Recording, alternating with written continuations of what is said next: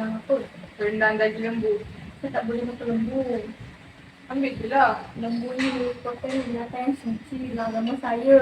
Tapi saya dah masak. Saya tak boleh makan. Tapi ni saya buat untuk Janganlah paksa awak. saya. Ambil je lah. Saya tak boleh makannya. Ini daging lembu. Saya tak boleh makan lembu. Sedap ini punya lembu. Tak boleh.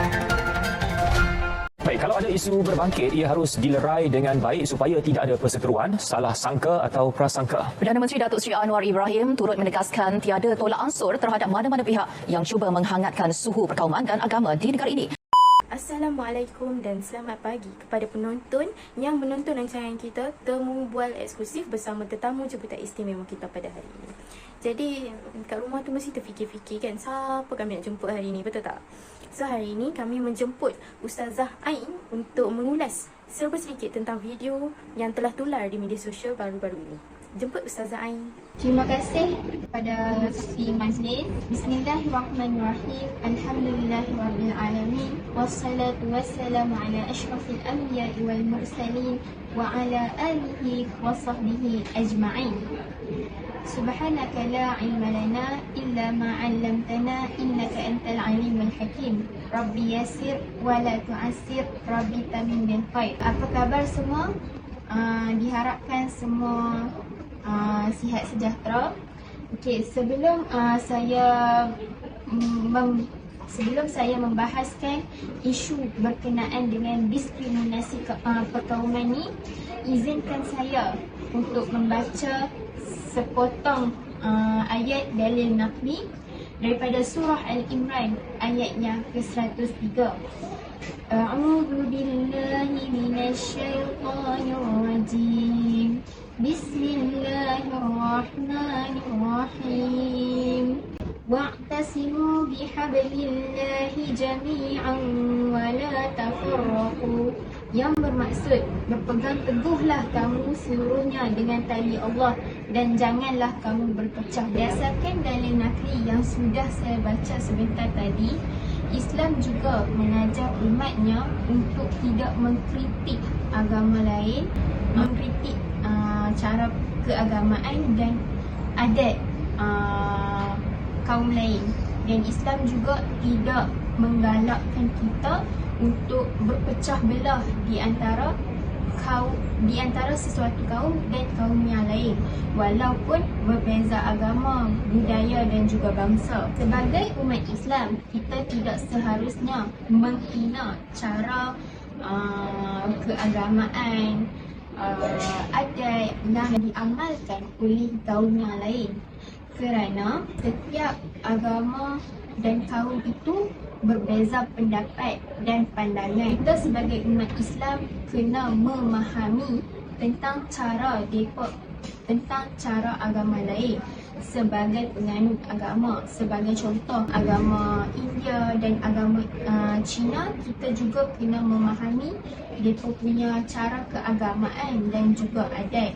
Dan kita tidak boleh mengkritik mereka punya cara keagamaan dan adat tu kerana isu itu adalah sensitiviti masyarakat dan kaum. Pengajaran yang kita boleh ambil daripada video yang berlaku diskriminasi kaum ini, kita sebagai umat Islam kena prihatin dan bertolak ansur dengan cara anutan, cara keagamaan dan budaya agama lain, kaum lain, supaya negara kita aman damai dan makmur.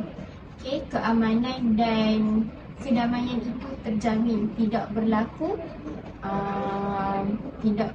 kucak-kacir dan sebagainya lah oleh sikap kita yang suka mengkritik dan menghina agama lain.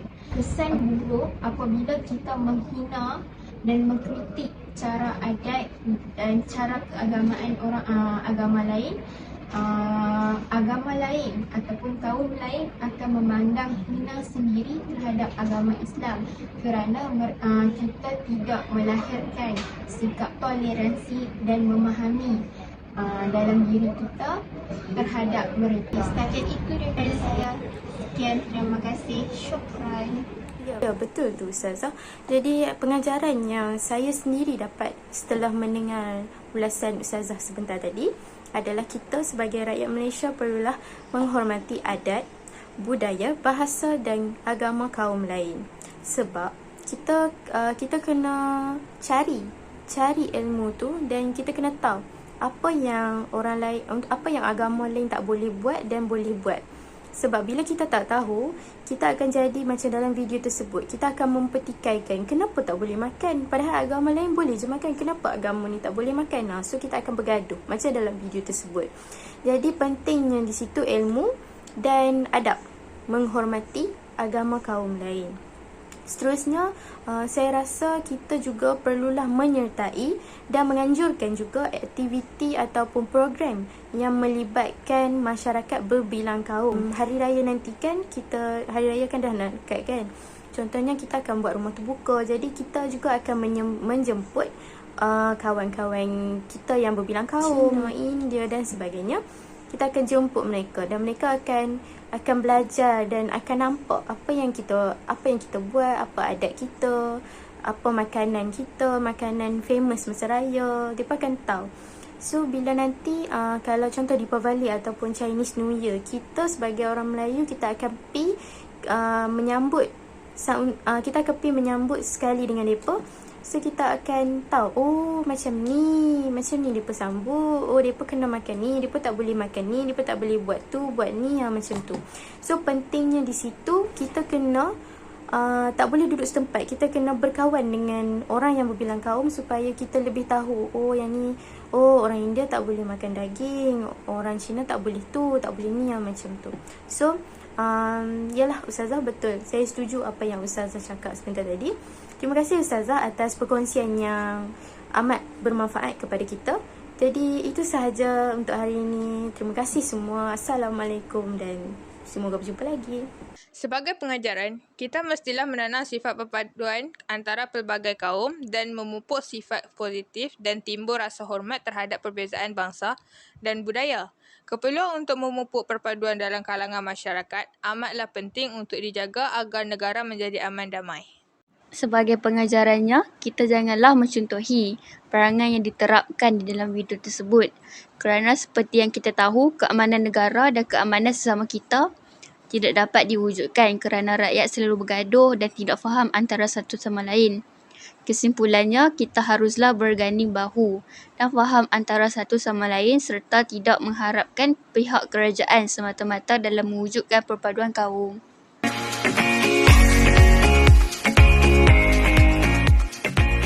Audio Jungle.